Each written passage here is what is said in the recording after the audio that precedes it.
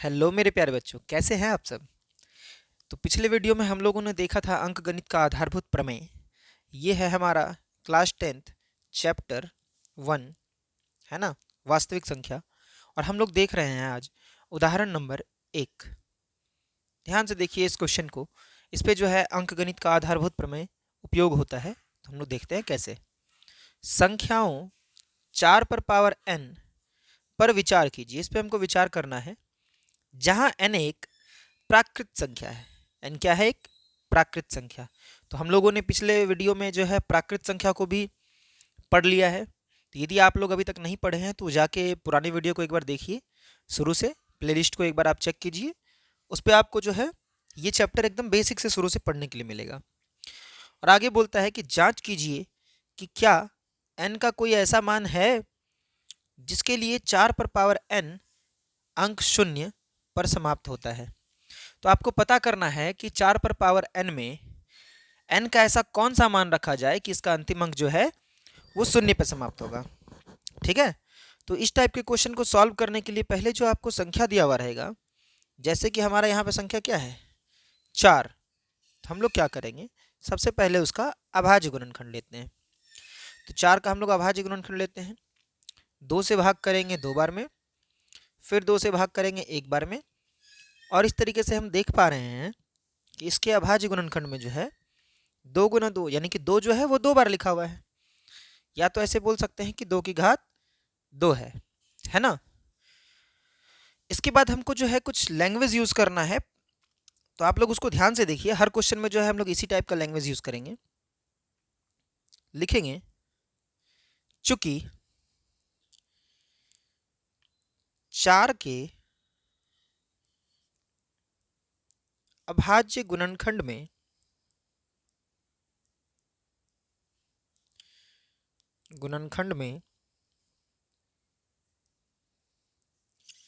केवल 2 का घात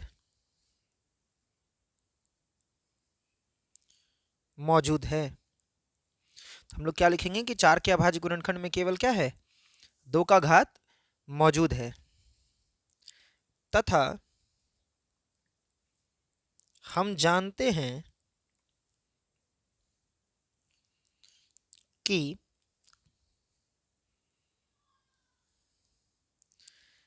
किसी संख्या का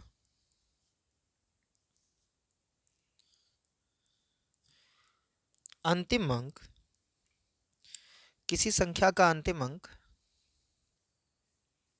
शून्य पर समाप्त होने के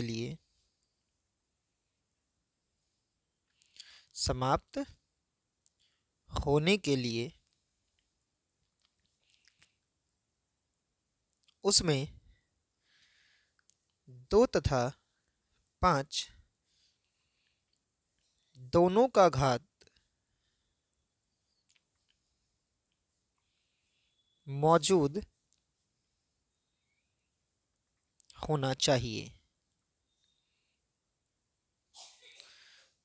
तो इसलिए हम लोग क्या कहेंगे कि 4 पर पावर n का अंतिम अंक शून्य पर समाप्त नहीं होगा। तो देखिए हम लोग लैंग्वेज को किस तरीके से यूज किए हैं, 1 मिनट रुकिएगा।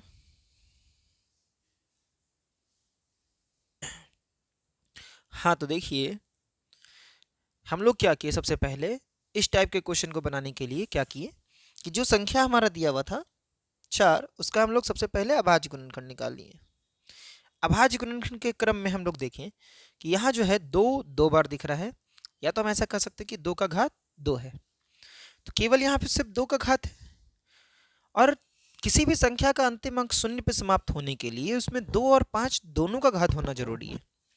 इसलिए हम यहाँ लैंग्वेज लिखे हैं कि 4 के अभाज्य गुणनखंड में केवल 2 का घात मौजूद है। तथा हम जानते हैं कि किसी संख्या का अंतिम अंक शून्य पर समाप्त होने के लिए उसमें 2 तथा 5 दोनों का घात मौजूद होना चाहिए। जब मौजूद नहीं है तो हम लोग क्या कह देंगे कि 4 पर पावर 5 का अंतिम अंक 0 पर समाप्त नहीं होगा। बस इतना ही था अपना क्वेश्चन। इस टाइप के क्वेश्चन को हम लोग जो है इसी तरीके से सॉल्व करेंगे और ये लैंग्वेज को ऐसे ही यूज़ करेंगे। ठीक है, जो संख्या दिया रहेगा उसका अभाज्य गुणनखंड निकाल लेंगे और इसी टाइप का लैंग्वेज हम उसमें लिख देंगे। तो आपको जो है इसमें 2 नंबर पक्का आने का संभावना है।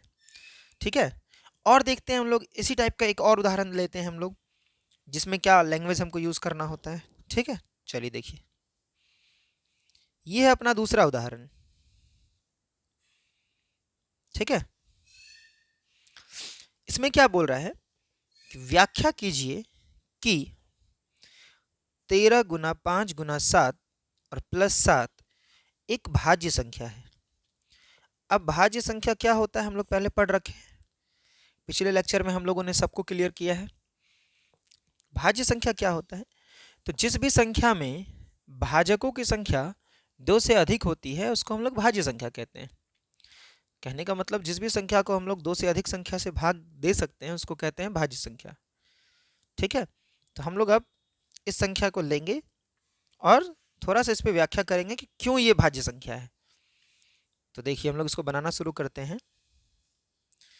13 गुना 5 गुना 7 प्लस 7। इसको ध्यान से आप देखिएगा ना, तो ये एक संख्या है जिसमें 7 आ रहा है और यहाँ भी एक 7 आ रहा है, इन दोनों के बीच है प्लस। तो हम क्या करेंगे, इसमें से 7 कॉमन ले लेंगे। 7 कॉमन लेने के बाद देखिए यहाँ क्या बच रहा है, 13 गुना 5 और प्लस में यहाँ से जब 7 निकल जाएगा तो क्या बचेगा, 1। तो इसको हम लोग थोड़ा सॉल्व करते हैं। 13 गुना 5 कितना होता है, 65 प्लस 1 66। 7 गुना 66, और हम इसको कैसे लिख सकते हैं, 7 गुना 6 गुना 11, और 6 को हम लोग तोड़ के लिख सकते हैं कैसे, 2 गुना 3। तो अब जो ये संख्या हमको दिया हुआ था ये कुछ ऐसा बन गया, 7 गुना 2 गुना 3 गुना 11।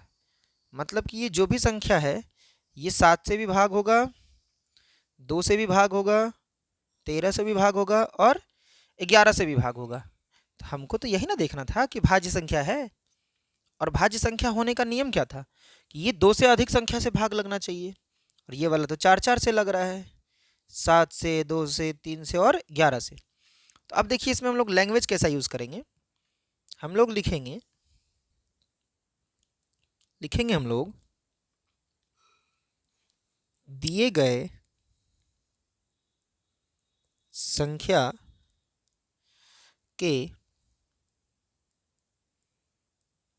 अभाज्य गुणनखंड में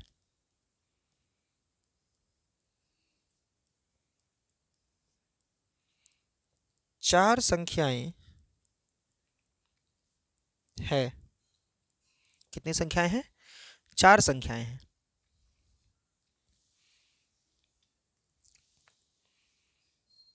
अर्थात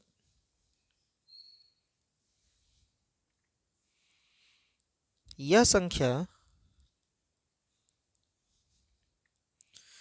4 संख्याओं से, या ऐसे लिखेंगे, अर्थात इनके भाजकों की संख्या 4 है। भाजकों की संख्या 4 है, इसीलिए 13 गुना 5 गुना 7 और प्लस में 7 एक भाज्य संख्या है। क्या है ये, एक भाज्य संख्या है। तो देखिए इस टाइप के क्वेश्चन को हम लोग जो है ऐसे ही सॉल्व किया करेंगे और इसमें जो है आपको 2 मार्क्स पक्का मिल जाएगा। ठीक है, तो यदि वीडियो अच्छा लगे, अच्छे से समझ में आ रहा है तो इसको लाइक ज़रूर करें, चैनल को सब्सक्राइब करें ताकि ज़्यादा से ज़्यादा लोग हमारे साथ जुड़ सकें, है ना। और हम लोग छोटे छोटे वीडियो के माध्यम से जो है पूरा बुक का सॉल्यूशन आपको कराने वाले हैं। चाहे आपके बुक में कोई भी एग्जाम्पल हो या हमको अलग से एग्जाम्पल लेना पड़े, उदाहरण लेना पड़े, प्रश्नावली के सारे क्वेश्चन जितने भी थ्योरी होते हैं जिससे ऑब्जेक्टिव आपका बनता है A to Z क्लियर कराएंगे। ठीक है, धन्यवाद हमारे साथ जुड़ने के लिए, मिलते हैं अगले वीडियो में।